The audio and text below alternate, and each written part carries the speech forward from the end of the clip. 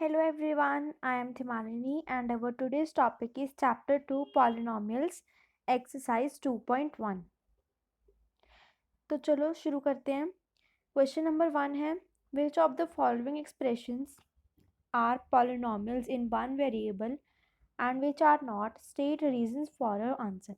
हमने बताना है इस क्वेश्चन में कि कौन सी एक्सप्रेशन जो है वो पॉलिनॉमियल इन वन वेरिएबल है और कौन सी नहीं, और हमने साथ में उसका रीज़न भी लिखना है। तो फर्स्ट एक्सप्रेशन है हमारी 4x² माइनस 3x प्लस 7।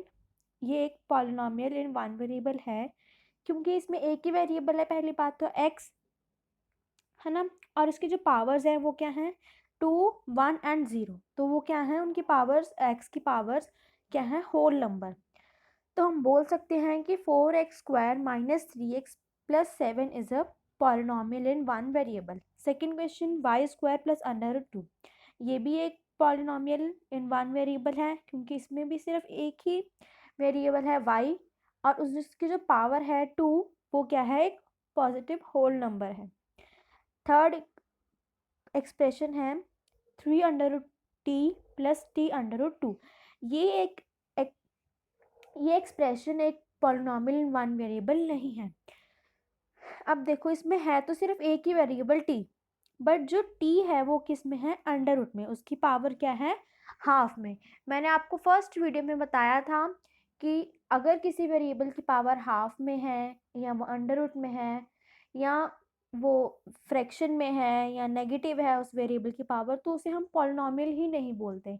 तो ये एक्सप्रेशन एक पॉलिनॉमियल नहीं है। Next fourth part y plus 2/y, ये क्या है, इसमें भी सिर्फ एक ही वेरिएबल है बट y जो है वो फ्रैक्शन में है, तो ये पॉलिनॉमियल नहीं है। थर्ड पार्ट x की पावर 10 प्लस y की पावर 3 प्लस t की पावर 50। अब इसमें सारी पावर्स क्या हैं पॉजिटिव हैं, होल नंबर हैं, बट इसमें 3 वेरिएबल हैं, तो ये भी एक्सप्रेशन जो है वो पॉलिनॉमियल इन वन वेरिएबल नहीं है। ठीक है, नेक्स्ट आता है सेकेंड क्वेश्चन। सेकेंड क्वेश्चन क्या है, right the coefficients of x² in each of the following.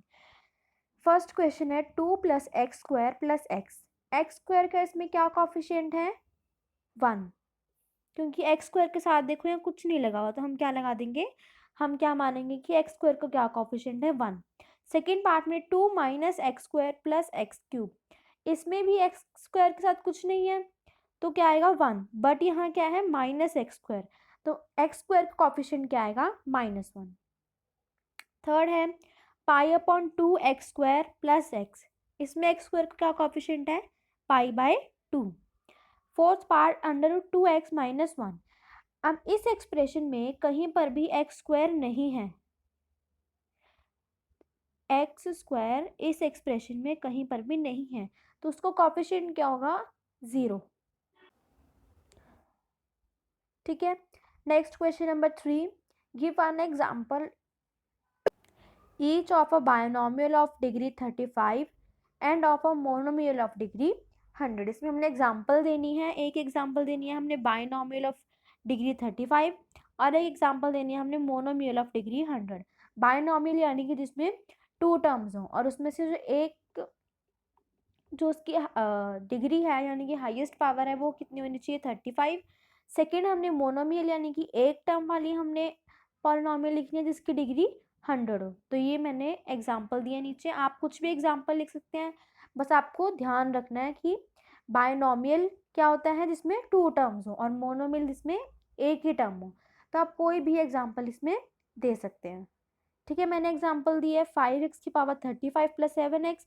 अब इसमें 2 टर्म्स भी हो गई 5x और 7x, तो ये एक बायनॉमियल भी और उसकी पावर क्या है 35, तो ये एक एग्जांपल हो गई। सेकंड मोनोमियल 9x, एक मोनोमियल यानी कि एक ही टर्म और उसकी डिग्री कितनी है 100। ठीक है, नेक्स्ट क्वेश्चन है हमारा question number 4, right the degree of each of the following polynomials. Degree का मतलब है, मैंने आपको फर्स्ट वीडियो में बताया था कि डिग्री ऑफ अ पॉलिनॉमियल का मतलब उस पॉलिनॉमियल की हाईएस्ट पावर। तो 5x³ plus 4x² plus 7x में हाईएस्ट पावर कितनी है 3, तो इस पॉलिनॉमियल की डिग्री क्या होगी 3। सेकेंड पार्ट है 4 माइनस y², इसमें हाईएस्ट पावर कितनी है 2, तो इस पॉलिनॉमियल की डिग्री होगी 2। थर्ड में 5t माइनस √7, अब इसमें कोई पावर नहीं है, यानी कि दोनों के साथ 1 1 पावर है, तो इसकी डिग्री कितनी होगी इस पॉलिनॉमियल की 1। और लास्ट पार्ट है 3। मैंने आपको बताया था कि जो कांस्टेंट पॉलिनॉमियल्स हैं उनकी डिग्री कितनी होती है 0, तो 3 एक कांस्टेंट पॉलिनॉमियल है तो उसकी डिग्री क्या होगी 0। Next question number 5, classify the following as linear, quadratic and cubic. Linear, quadratic and cubic में क्या फ़र्क होता है? जिस पॉलिनॉमियल की डिग्री 1 हो उसे हम लीनियर बोलते हैं, जिस पॉलिनॉमियल की डिग्री 2 हो उसे हम क्वाड्रेटिक बोलते हैं, और जिस पॉलिनॉमियल की डिग्री 3 हो उसे हम क्यूबिक पॉलिनॉमियल बोलते हैं। तो फर्स्ट है हमारा एक्स स्क्वायर प्लस एक्स, इस पॉलिनॉमियल की डिग्री कितनी है 2, तो ये क्या हो गया quadratic polynomial.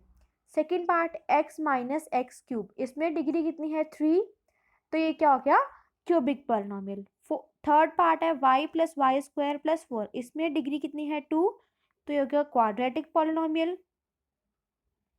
Fourth part 1 plus x, इसमें डिग्री है 1, तो ये हो गया linear polynomial.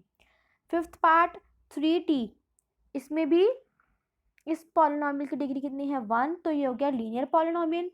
Sixth part r square, इसमें डिग्री है 2, तो ये हो गया क्वाड्रेटिक पॉलिनॉमियल। लास्ट पार्ट है 7x क्यूब, इसमें डिग्री है 3, तो ये हो गया क्यूबिक पॉलिनॉमियल। ठीक है, तो यहाँ पर हमारी एक्सरसाइज 2.1 खत्म होती है। अब हम आगे शुरू करेंगे एक्सरसाइज 2.2। हाँ जी, तो हम देखते हैं कि 2.2 में क्या है। फर्स्ट क्वेश्चन है find the value of polynomial 5x minus 4x square plus 3। ये देखो, ये हमारे पास एक पॉलिनॉमियल है 5x minus 4x square plus 3। जब हम इसमें x की वैल्यू 0 पुट करते हैं, जब हम इसमें x की वैल्यू -1 पुट करते हैं, और जब हम इसमें x की वैल्यू 2 पुट करते हैं, तो हमारे क्या क्या सॉल्यूशंस आते हैं वो हमने वैल्यू निकालनी है। तो पहले हम करेंगे 0 पुट करेंगे, जहाँ पर भी इस इक्वेशन में जहाँ जहाँ पर x है वहाँ वहाँ पर हमने 0 पुट कर देना है। तो हमने 0 पुट किया तो हमारी वैल्यू आई 3। ठीक है, इसी तरह नेक्स्ट पार्ट में हमने x की वैल्यू -1 पुट करनी है। एक चीज़ आप ध्यान रखना, -1 का जब हम स्क्वायर करते हैं तो वो बन जाता है +1।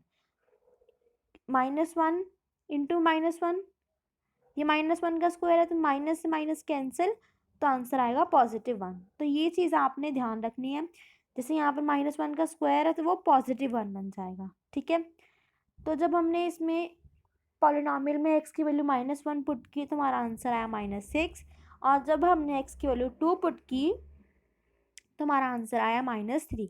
तो ये 3 हमने आंसर्स निकालने थे डिफरेंट डिफरेंट। जब हमने वैल्यूज पुट की तो उस पॉलिनॉमियल की वैल्यू क्या आई। ठीक है, नेक्स्ट है सेकंड क्वेश्चन। सेकंड क्वेश्चन में है find P0, P1, P2 for each of the following polynomials. ये हमें इक्वेशन दी हुई है, पॉलिनॉमियल दी हुआ है। जब हम इसमें y की जगह 0, 1 एंड 2 तीनों वैल्यूज पुट करेंगे तो हमारे पास क्या क्या सॉल्यूशंस आएंगे वो हमने निकालने हैं। तो इस पॉलिनॉमियल में वाई स्क्वायर -1 + 1, इस पॉलिनॉमियल में जब हमने 0 वैल्यू पुट की, y की जगह 0 पुट किया तो आंसर आया हमारा 1। जब हमने y की वैल्यू 1 पुट की तो आंसर 1। जब y की वैल्यू हमने 2 पुट की तो आंसर हमारे पास आया 3। तो ये 3 आंसर्स हमने निकालने हैं। जब हम y की डिफरेंट डिफरेंट वैल्यूज पुट करेंगे तो इस पॉलिनॉमियल के क्या क्या सॉल्यूशंस आएंगे। नेक्स्ट क्वेश्चन नंबर 2 भी इसी तरह है। जब हम इस पॉलिनॉमियल में हमने t की जगह पहले 0 पुट करना है, फिर 1, फिर 2, और हमने देखना है कि उनकी क्या डिफरेंट वैल्यूज आती हैं। जब हमने 0 पुट किया तो हमारे पास आंसर आया 2। जब हम 1 पुट करते हैं t की जगह तो आंसर आता है 4, और जब हम 2 पुट करते हैं तो हमारा आंसर आता है 4। इसी तरह इसके बाकी के पार्ट्स हैं। इसमें भी हमने x की जगह पहले 0 पुट करना है, फिर 1 पुट करना है, और फिर 2 पुट करना है। सेम फोर्थ पार्ट में भी पहले x के साथ 0 पुट करना है, फिर 1 और फिर 2। नेक्स्ट है हमारा question number 3, verify whether the following are zeros of polynomial indicated against them. ये देखो, ये हमें एक पॉलिनॉमियल दी हुई है 3x+1, इसके साइड में वैल्यू दी हुई है x = -1/3। तो हमने चेक करना है कि ये वैल्यू इस पॉलिनॉमियल का 0 है या नहीं। तो अब इस लाइन का क्या मतलब हुआ कि ये x की वैल्यू इस पॉलिनॉमियल का 0 है या नहीं। इसका मतलब है कि जब हम इस इक्वेशन में, इस पॉलिनॉमियल में जब हम x की वैल्यू -1/3 पुट करेंगे, तो जब हमारा जो आंसर है, जो रिमाइंडर आएगा, वो 0 आएगा या नहीं आएगा। अगर तो हमारा रिमाइंडर 0 आ गया तो हम बोलेंगे कि x = -1/3 is the 0 of polynomial 3x+1। और अगर हमारा 0 नहीं आता, रिमाइंडर हमारा 0 नहीं आता, तो हम बोलेंगे -1/3 is not the 0 of 3x+1। तो जब हमने पुट किया फर्स्ट इक्वेशन में 3x+1 में, जब हमने -1/3 को पुट किया तो हमारा आंसर आ गया 0। तो हम क्या लिखेंगे कि -1/3 is a 0 of px। Next second question है 5x - पाई। इसमें हमने x की वैल्यू पुट करनी है 4/5। तो अब देखो, जब हमने इसमें x की वैल्यू 4/5 पुट की तो हमारे पास आंसर बच रहा है एंड में 4 - पाई। 0 नहीं आ रहा हमारे पास, 4 - पाई हमारा आंसर बच रहा है। तो हम बोलेंगे 4/5 is not a 0 of px। ठीक है। इस तरह थर्ड पार्ट है x² - 1 पॉलिनॉमियल दिया हुआ है। इसमें हमने पहले x की वैल्यू 1 पुट करनी है, देन हमने x की वैल्यू -1 पुट करनी है। तो दोनों वैल्यूज पुट करने पे हमारा जो रिमाइंडर है वो 0 आ रहा है। तो हम बोलेंगे 1, -1 are the zeros of px। Next fourth, fifth, sixth, seventh and eighth, ये पार्ट्स आपने देख लेने हैं खुद से, यहाँ मैंने दिए हुए हैं, आप यहाँ से देख सकते हैं। नेक्स्ट है question number 4, find the zeros of polynomial in each of the following cases.